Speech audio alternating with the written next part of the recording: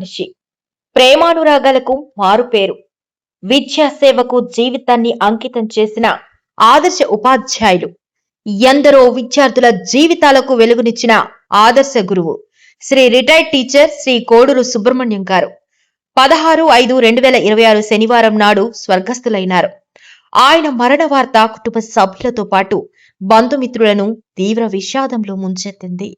ఆయన చూపిన ప్రేమ, ఆప్యాయత, మంచితనం ఎప్పటికీ మరువలేనివి తెలియచేస్తూ వారి పవిత్ర ఆత్మకు శాంతి చేకూరాలని ప్రార్థిస్తూ ఆయన పెద్ద కర్మ కార్యక్రమం 28/5/2026 గురువారం ఉదయం 10 గంటలకు వల్లివేడు గ్రామంలోని వారి స్వగృహంలో నిర్వహించబడును.